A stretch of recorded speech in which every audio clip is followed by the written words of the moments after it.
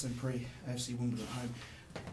Mark, has the disappointment sort of subsided from Tuesday night so that you can really now take the positives from the performance? Definitely. Yeah, I've woke up Wednesday morning with renewed vigour for it. I was probably getting sick of saying the same old things, but I think Tuesday night's really given me my appetite back in terms of what I really believe this group can do, and I think we need to get back to being ourselves. I've tried to change one or two things and it hasn't been as good as perhaps I wanted it to be. I went back to something near tried and trusted on Tuesday night, and I thought we were excellent. And maybe I've got to learn from it as well. I have got to learn from it, of course I have. And if the players put in the quality that we showed the other night, we will be right up there. That's an absolute given. Interesting. You say you've gone back to kind of tried and tested. Does that sort of reassure you that actually what you were doing in the first place was pretty much the right thing? Yeah, but you just, sometimes it is horses for courses. Sometimes, I played one up front, three up front, however you like to call it. I tried to be more forceful, get another body on at the top end of the pitch, and it hasn't always been as productive for us. You sometimes sometimes you need that second man. But I think just with the players that we've got here, it may just taken a little bit of something away. And Tuesday night's performance just really just told me that we've got good players. We just need to again just pick the right team more often than not. Cut out silly errors. We made one mistake on Tuesday night the whole game. Unfortunately that's where we are at the moment, and it's costing us. If we just keep working hard, keep believing in what we're doing, we'll be fine. So how do you turn those performances into results? I mean, you talk about the mistakes, but I mean, presumably if you can get a 2-goal cushion in a game, ideally, yeah. We should have been. To be fair, it's not as if we're getting one goal up and just stopping playing and just saying, well, that's us done. We had 5, 6, 7 really good chances the other night. The keeper's made 2 or 3 really good saves. We haven't hit the target on a couple of occasions, but I don't criticise players for that. We've just got to do everything a little bit better, and Tuesday night showed that we have got that in the locker. And can that be reassuring to the players? Can that give them confidence as well? Yeah, without a shadow of a doubt. I played 5 midfield players the other day, if you like, and I wanted us to pass the ball, and we probably passed it as good as we've passed it all season. On a tricky surface, it weren't the best the other night, but we're going to encounter that a lot, particularly at home, by the looks of it, over the next few games. But we've got to be brave enough to play, because we've got the players who can do that.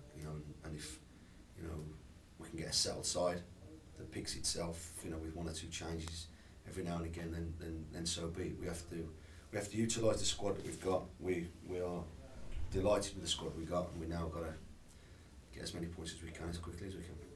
Sam Deering came in, and with his energy and also his build, he's the sort who's going to dictate that you have to play, isn't he? Because he can only play really on the floor. Yeah.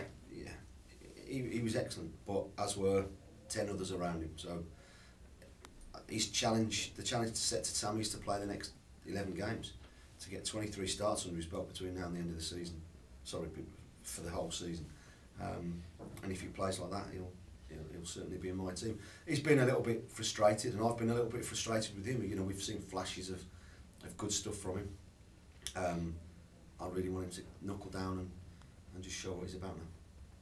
From one side who are fighting to get into the playoffs to a side who are fighting to stay in the league, so it's not going to be easy again, is it? There's not many teams in this division at the moment who've got nothing to play for, so whether you're playing someone at the top, someone at the bottom, it's going to be tough. I went and watched them against Northampton a couple of weeks ago, and they deserve to win. They're a strong side, they've got some good players, we know that. Neil's got them well set up. And since the turn of the year, they've got some really good results. Unfortunately for themselves and a few others down there, no one's really pulled away, because they've all been in a decent run of form, and at the top no one's really pulling away, because no one can quite string 3-4 wins together. The fans obviously look at the return of Alan Bennett to Wharton Road. Is he beginning to have the sort of influence we'd expect on them yet? I saw him play, scored, he did well. I'm sure he is, but I'm sure we'll give him the support. The the reception he deserves. He was a big player for us, a captain for me, and just sometimes things change and things move on, and I'm sure he'll get a good reception. He'll certainly get a warm reception off the staff and the players. But when 3 o'clock comes, you know, we've got to try and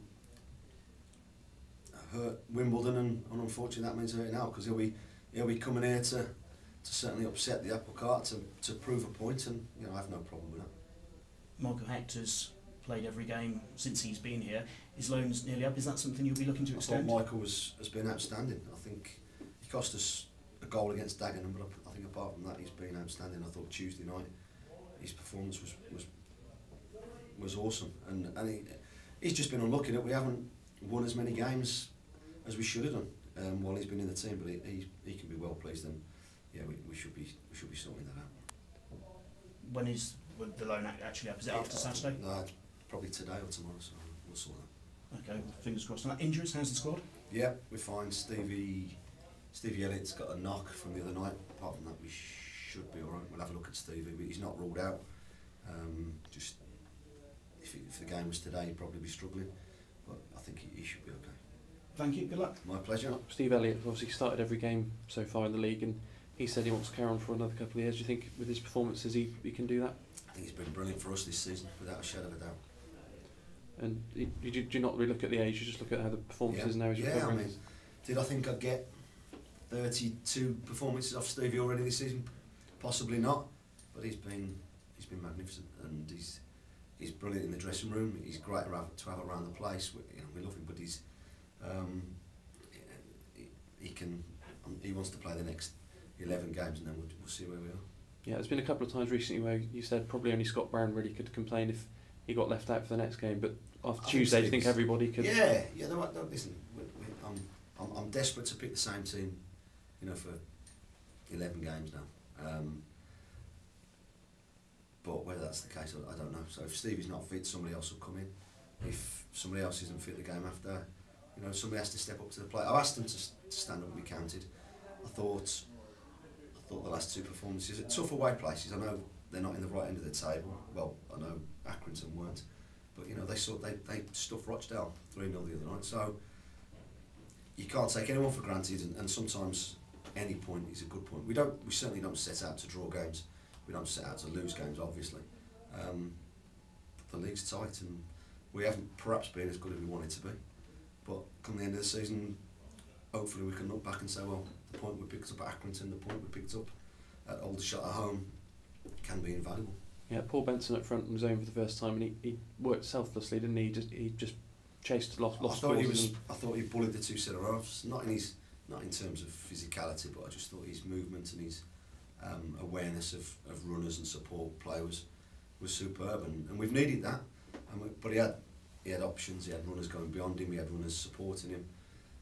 He had the ball to feet, and we looked a decent side, and the challenge again for everybody is to do it again on Saturday. Yeah, and how pleased were you with Jason Taylor's performance, because he looked very good, didn't he, particularly in the second half? Yeah, I don't think Jason's had a bad game since he's been here. I think he's done really well. I thought the other night, I think we showed him, and we showed one or two of the new boys what we actually can be about, and what we need to be about. And I haven't spoken to too many of them yet, but I spoke to a couple on the coach on the way home, and I think that was the first real performance, you know, since January. Well, since we brought the lads in, that was more like the Cheltenham of the last 18 months that we want to be about. You know, we'll play two up front, at times, but having that extra pass, it made us look a better side. Yeah, and a difficult one at fullback with Sido and Billy, but Sido missed out through. He missed the team bus. Sido was playing. Sido and Jermaine thought that we could get to the ground in 2 minutes flat, because they thought it was, everyone was supposed to report on the bus at 5:45, and I told everybody not to be late. Sido and Jermaine thought it was 6:15, but they were the only two in the 26-man travelling party. So Sido missed out. Keith came in, and I thought Keith was good too. Yeah, and Billy set pieces, but if you're trying to pass it, he's probably the better option, Yeah. isn't he? The natural left sider. Yeah, Isn't absolutely. Like I said, I picked a team. We worked on a team on Monday morning, and the two fullbacks were Sido John Batty and Billy Jones. Two, not that Keith had done anything wrong, but I needed Billy's ability to be able to step on and make us play. I needed Sido to drive us down the wing, down the forward, down the right hand side, and back to his normal position where he's far more influential. I think he can do a steady job at left back, but looking back on DVDs of the last few games, he doesn't give us enough going forward. We wanted that, particularly with playing Tails and Marlon in the middle of the park. Unfortunately for Sido, like I say, he let himself down, and I didn't really want to bring this up. It's gone now, you know, and he'll be back in consideration for Saturday, for sure. You know, but we need to be ready. The last time something like that happened, with Sido, he sometimes worries me before a game. His mind can be elsewhere. Not very often. And the last time was Southend away last season, and a couple of things happened before the game. He was late for the coach, and I'm not a great believer in fining people and disciplining people. They've got time to be there. They don't be late. I think lateness is rude, and I think it's wrong. I think you need to be prompt. And then before the game, the lads have gone out for the warm up, and he didn't even realise the players weren't out for the warm up. He was sat in the toilet, and he came out, and I was, "What are you doing?" He said, "Where are the players?" And he got sent off 20 minutes later, and that had a massive bearing in my thinking. We drove to the ground. We left 5 minutes later than we anticipated because we gave him a couple of minutes. James Brown then had to wait for the two boys, for him and Jermaine. And like I say, it weren't a problem, but my thoughts went back to Southend and Sido's head not being in the right place, and I made my decision. Yeah. Okay. Cheers, Mark. Thank you. All right.